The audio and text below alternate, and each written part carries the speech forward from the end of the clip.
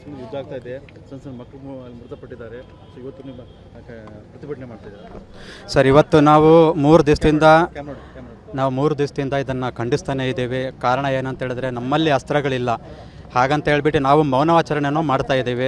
ಇದನ್ನು ಯುದ್ಧವನ್ನು ಖಂಡಿಸಬೇಕು ಅಂತ ನಾನು ಇದನ್ನು ನಮ್ಮ ಪ್ರಧಾನಿ ಮಂತ್ರಿಯವರಾಗಲಿ ನಮ್ಮ ಕರ್ನಾಟಕ ಸರ್ಕಾರಕ್ಕೆ ನಾವು ಇದನ್ನು ಒತ್ತಿ ನಮ್ಮ ಶಿಯಾ ಸಮುದಾಯದ ಎಲ್ಲ ಗುಂಪಿನ ಜನರು, ಮಹಿಳೆಯರು, ಮಕ್ಕಳು ಮತ್ತು ವಯಸ್ಸಾದಂಥ ಜನರೆಲ್ಲರೂ ಬಂದು ಇಲ್ಲಿ ಸೇರಿದ್ದೇವೆ. ಭಾವನಾತ್ಮಕವಾಗಿ ನಾವು ಈ ಮೆರವಣಿಗೆಯನ್ನು ಮಾಡ್ತಾ ಇದ್ದೇವೆ. ನಮ್ಮ ಗಾಂಧೀಜಿಯವರು ಹೇಗೆ ಅಹಿಂಸೆಯಿಂದ ಅವರು ಮುಂದುವರೆದರು, ಅವರು ನಮ್ಮ ಅಲಿ ಖಾಮನಾಯಿಯವರು ಅವರು ಅಹಿಂಸೆಯಿಂದಲೇ ಮುಂದುವರೆದು, ಆದರೂ ಅವರನ್ನು ಒಂದು ರೂಮಿನಲ್ಲಿ ಅವರನ್ನು ಒಂದು ಹತ್ಯೆಯನ್ನು ಗೀಡಾಗಿದ್ದಾರೆ. ಇದು ನಮಗೆ ಖಂಡಿತವಾಗಿ ಖಂಡನೆ ಅಂತ ನಾನು ಭಾವಿಸ್ತೇವೆ. ನಮ್ಮ ಶಿಯಾ ಸಮುದಾಯದವರು ಇದನ್ನು ಖಂಡಿತೆಯನ್ನು ಭಾವಿಸ್ತಾ ಅಂತ ನನ್ನ ಮಾತನ್ನು ಮುಗಿಸ್ತೇನೆ. ಇಸ್ರೇಲ್ ಮತ್ತು ಅಮೆರಿಕ ಸೇರಿ ಮಾಡ್ತಾರೆ, ಉದ್ದೇಶ ಏನಂತ? ಸರ್, ಉದ್ದೇಶ ಏನಪ್ಪ, ಇರಾನ್ ಮೇಲೆ ಉದ್ದೇಶ ಏನಂತ, ಅವರು ನಾವು ಶಾಂತಿಯುತವಾಗಿ ಇದು ಮಾಡ್ತಾ ಇದ್ವಿ, ಬಟ್ ಅವರು ಶಾಂತಿಯನ್ನು ಅಕ್ಸೆಪ್ಟ್ ಮಾಡ್ತಾನೆ ಇಲ್ಲ. ಕಾರಣ ಅವರಿಗೆ ಯುದ್ಧ ಅವಶ್ಯಕತೆ ಇದೆ, ಹಾಗಾಗಿ ಯುದ್ಧನ ಮಾಡ್ತಾ ಇದ್ದಾರೆ. ಸೊ ಇದರಿಂದ ಪರಮಾಣು ತುಂಬಾ ಲಾಸು ಆಗ್ತಾ ಇದೆ. ಸೊ ನಾವು ಇದನ್ನು ಖಂಡಿಸ್ತಾ ಇದ್ದೀವಿ. ಅಮಾಯಕರು ತುಂಬ ಅಮಾಯಕರು ಸಾಯ್ತಾ ಇದ್ದಾರೆ. ನಾನು ಈಗಷ್ಟೇ ಹೇಳಿದೆ, ಮಕ್ಕಳು ಗಾಂಧೀಜಿ ಅನ್ನೋ ಒಂದು ಹಾಸ್ಪಿಟ್ಲು, ಇರಾನಿನ ತೆಹರಾನ್ನ ಕ್ಯಾಪಿಟಲ್ ಸಿಟಿಯಲ್ಲ ಗಾಂಧೀಜಿ ಅಂತ ಒಂದು ಹೆಸರಿನ ಹಾಸ್ಪಿಟ್ಲ್ ಇದೆ, ಅದಕ್ಕೆ ಅವರು ಗುರಿಯಾಗಿಸ್ಕೊಂಡು ಅವರನ್ನು ಅದನ್ನು ಹತ್ಯೆಯನ್ನು ಮಾಡಿದ್ದಾರೆ. ಅಲ್ಲಿ ಸುಮಾರು ಮಕ್ಕಳು ಹಾಸ್ಪಿಟ್ಲಲ್ಲಿ ಇರುವಂಥ ಮಕ್ಕಳೆಲ್ಲ ಅದರಲ್ಲಿ ಜೀವಾವಧಿ ಶಿಕ್ಷೆ ಜೀವಂತವಾಗಿ ಅವರು ತೀರ್ಕೊಂಡಿದ್ದಾರೆ, ಜೀವವನ್ನು ಕಳ್ಕೊಂಡಿದ್ದಾರೆ. ಇವೆಲ್ಲವನ್ನು ನಾವು ಖಂಡಿಸ್ತಾ ಇದ್ದೀವಿ. ಸೊ ಯುದ್ಧ ನಿಲ್ಲಲೇಬೇಕು ಸರ್, ಯಾಕಂದ್ರೆ ನಿಲ್ಲಲಿಲ್ಲ ಅಂತ ಹೇಳಿದ್ರೆ ಎಲ್ಲರಿಗೂ ತೊಂದರೆ ಆಗುತ್ತದೆ. ಸೊ ಇದಕ್ಕೆ ನಾವು DCAಗೆ ಅರ್ಜಿಯನ್ನು ಕೊಟ್ಟಿದ್ದೇವೆ.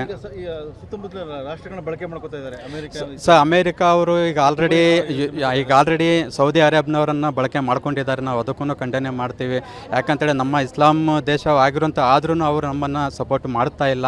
ಕಾರಣ ಯಾಕಂದರೆ ಅವರವರು ಬೇರೆಯವರ ಒಂದು ಇದಿರುತ್ತೆ, ಹಾಗಾಗಿ ನಾವು ಇದನ್ನು ಖಂಡನೆ ಮಾಡ್ತಾ ಇದ್ದೀವಿ ಸರ್. ಸಪೋರ್ಟ್ ಮಾಡ್ತಿದ್ದಾರೆ ಅಕ್ಕಪಕ್ಕ ರಾಷ್ಟ್ರಗಳು ಸಪೋರ್ಟ್ ಮಾಡ್ತಾ ಇದ್ದಾರೆ ಸರ್. ಅವರು ಸಪೋರ್ಟ್ ಮಾಡಬಾರ್ದು ಅಂತ ನಾವು ಹೇಳ್ತೀವಿ. ಯಾಕಂತ ಹೇಳಿದ್ರೆ ಯುದ್ಧ ನಡೆದರೆ ಇದು ಭಾವನಾತ್ಮಕ ಯುದ್ಧ, ಇದರಲ್ಲಿ ಜೀವಗಳು ತುಂಬ ಹೋಗುತ್ತವೆ, ಜೀವರಾಶಿಗಳು ತುಂಬ ಹೋಗುತ್ತವೆ. ಯಾಕಂತ ಹೇಳಿದ್ರೆ ಸಣ್ಣ ಮಕ್ಕಳು ಇರ್ತಾರೆ, ದೊಡ್ಡವರು ಇರ್ತಾರೆ, ಹಿರಿಯರು ಇರ್ತಾರೆ.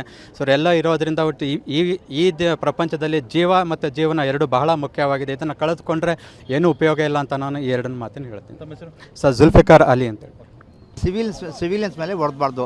ಯುದ್ಧ ಅಂದರೆ ನಿಮ್ಮ ಮಿಲಿಟ್ರಿ ಬೇಸಸ್ ಇರುತ್ತೆ, ಅದ್ರ ಮೇಲೆ ಹೊಡಿಬೇಕು. ಯುದ್ಧ ಅಂದರೆ ಸ್ಕೂಲ್ಸ್ ಮೇಲೆ ಮತ್ತು ಹಾಸ್ಪಿಟಲ್ಸ್ ಮೇಲೆ ಅದು ಹೊಡಿಬಾರ್ದು.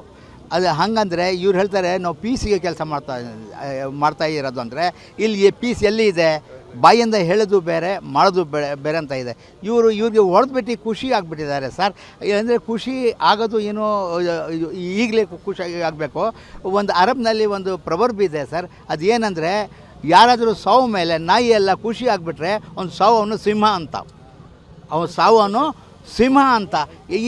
ಈ ಒಬ್ಬರು ಕಾಮಿನ ಹೋಗಿದೆ ಸರ್.